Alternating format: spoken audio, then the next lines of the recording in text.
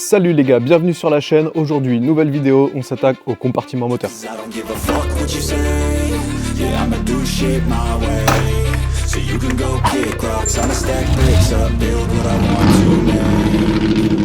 Alors aujourd'hui, il était prévu que je dépoile toute la baie moteur, à la particularité que je vais devoir laisser le master vac avec tous les tuyaux. Tout simplement parce qu'il s'est passé un truc pas prévu dans ma vie, un déménagement. Donc je déménage pas très loin, mais je vais devoir malheureusement rendre ce merveilleux garage que j'avais, cette taverne voûtée, pour un tout petit garage de pavillon. Donc ça, c'est la partie vraiment pas cool. Mais comme je vais devoir déplacer la voiture, là actuellement, j'ai juste à lui remettre des roues et je peux la déplacer. Sauf que va falloir freiner à un moment donné. Donc pour freiner, rien de mieux que des freins. Et du coup, laisser le master vac. Donc je vais déjà tout dépoiler, laisser le master vac. Quand je serai dans mon nouveau logement d'ici un mois, je pourrai le retirer et finir la partie du monde. Un peu de musique pour se motiver.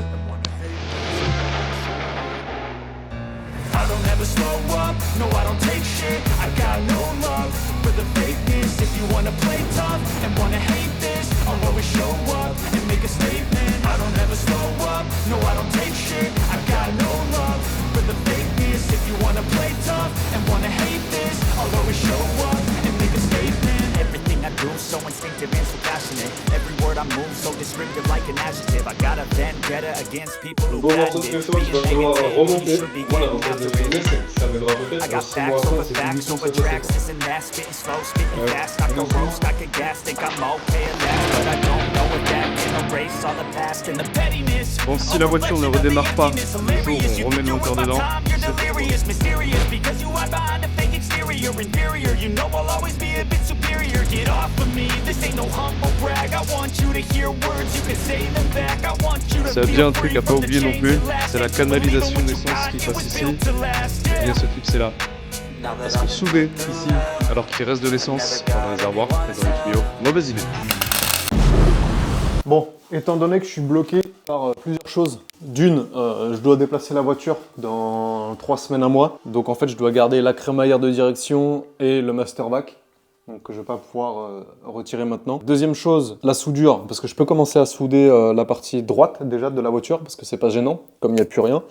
Mais j'ai pas acheté de bombe de zinc, parce que dès que je soude, une fois le cordon fait, je le brosse, un coup de bombe de zinc et ça protège de la rouille. J'ai pas la bombe de zinc, c'est pas grand chose, mais j'irai sûrement en acheter demain. Ce que je peux faire dès maintenant, c'est nettoyer tout le compartiment moteur, parce que là il est dégueulasse, plein de terre, plein d'huile, etc. Donc je peux pas souder par-dessus ça, même pour la peinture qu'il va y avoir par-dessus après.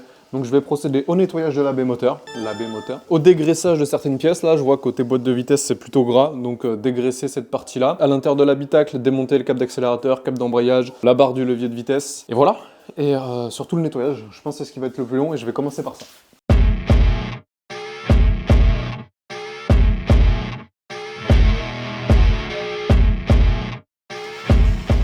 La brosse à chiottes.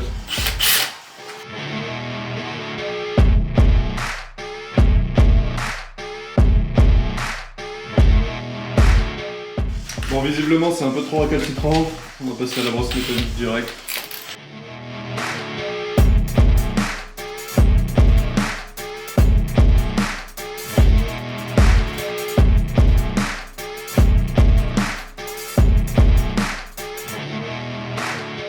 Bon voilà, avec la première étape, on peut déjà voir ce que ça donne.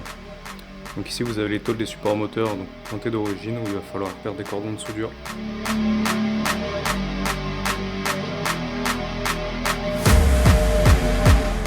On peut quand même voir que l'un des gros avantages sur cette caisse, c'est qu'elle est saine, qu'il n'y a pas de rouille à certains endroits. Là, tout ce que j'ai décapé, pour l'instant, aucune mauvaise surprise. Alors je l'avais vu en l'achetant, qu'elle était relativement saine. Mais ça se confirme au moment des travaux. Et on voit bien que même au niveau des pieds de triangle, là, des côtelettes, il n'y a aucune trace de rouille. Et ça, c'est vraiment bien. Parce que ça va m'éviter de devoir décaper toute la baie moteur complète pour la repeindre. Je vais juste décaper les endroits où je vais devoir ressouder. Et je pourrai ensuite tout reponcer, mettre en après et repeindre par-dessus. On se retrouve aujourd'hui. On est le lendemain de ce que vous avez vu précédemment en vidéo. Donc c'était la journée d'hier. En fait, je me suis vite retrouvé bloqué, tout simplement parce que comme je l'ai expliqué, je dois déplacer la voiture, donc il faut qu'elle soit roulante. Donc par rapport aux éléments, j'ai pas pu tout déposer pour tout décaper. Et ensuite, il me manquait les pièces à souder. Heureusement, parmi ces pièces, j'en ai reçu une aujourd'hui, que je peux installer dès maintenant. Et on va ouvrir ce carton ensemble. Alors c'est une pièce d'occasion qui se fait pas nécessairement rare, mais qui est vendu quand même un peu cher, où les gars spéculent un peu dessus. Alors là, attention, parce que je la découvre en même temps que vous. On va voir si je me suis fait arnaquer par le gars ou pas. A priori, c'est bien emballé déjà. De quoi il s'agit?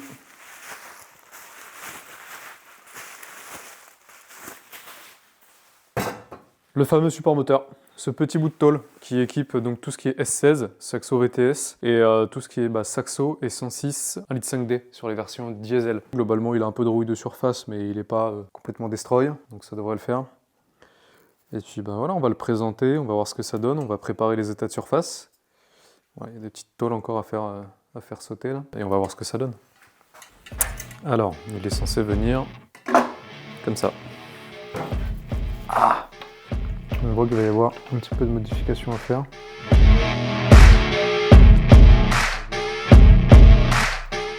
Comment le support se présente? On voit bien ici que bon, là il y a un jour. Là aussi. Là aussi. Je vais déjà passer mon après-midi à marteler ce bout de ferraille pour qu'il épouse correctement la forme de la caisse.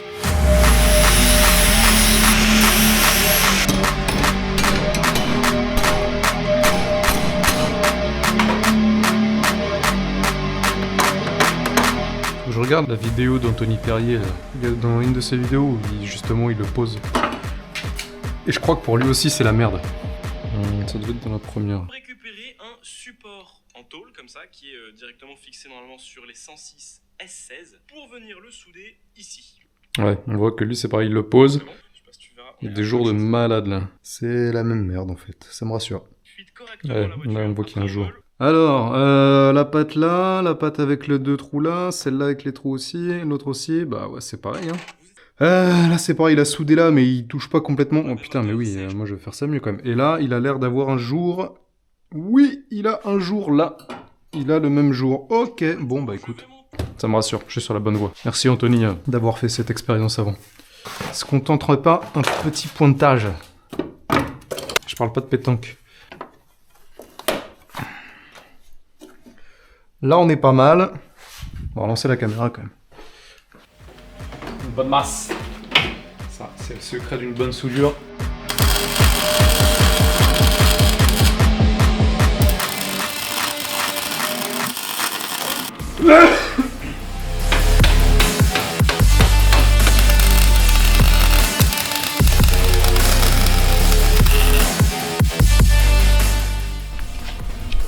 Regardez. C'est là que le blackson il a percé et que ça a cramé. Bon, si on s'en tient au plan de soudure fourni par Peugeot, il faut que je refasse des cordons de soudure tout le long de la partie avant du support moteur. C'est ce que je vais faire là et finir de repointer les autres éléments derrière. Et après on sera bon. Il reste aller faire l'écheniage sur les coupelles également, sur le pied et on sera bon.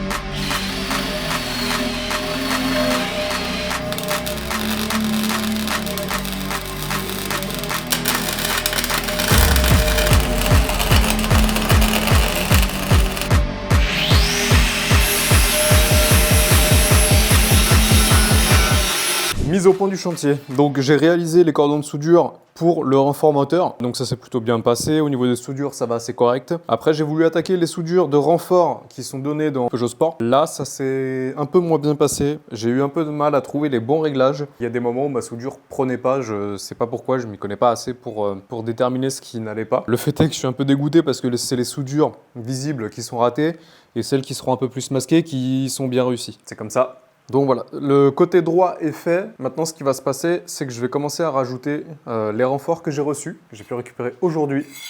Donc il y a ces 2 platines, vous reconnaissez ce que c'est. Ce sont les 2 platines, les renforts de bol, les renforts d'amortisseur. Donc elles sont asymétriques, c'est pas tout à fait les mêmes au niveau des trous oblongs.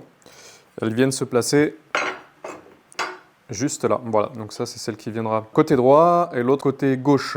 Alors pour ça, il y a besoin de découper la patte de fixation du vérin de capot. Rien de compliqué, il faut juste le tracer, le dépointer et le faire sauter, et ensuite venir souder la platine tout autour.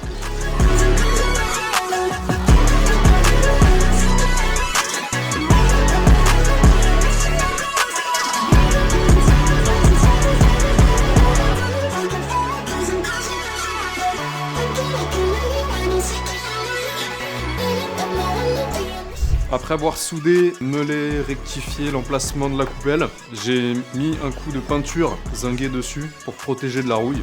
Là, j'ai fini de préparer la surface pour pouvoir venir souder la coupelle. Donc là maintenant la coupelle vient parfaitement épouser la forme. J'ai dû meuler, essayer de marteler un petit peu le haut du passage de l'amortisseur ici, parce qu'en fait ça rentrait pas correctement, donc j'ai dû rectifier un petit peu ici pour que ça puisse bien s'emboîter parfaitement, et là on peut voir que ça s'emboîte parfaitement bien. Donc là il me reste plus qu'à pointer la coupelle, ensuite réaliser le cordon de soudure tout autour. J'aurai fini la partie renfort pour le côté droit avant de pouvoir attaquer l'autre côté.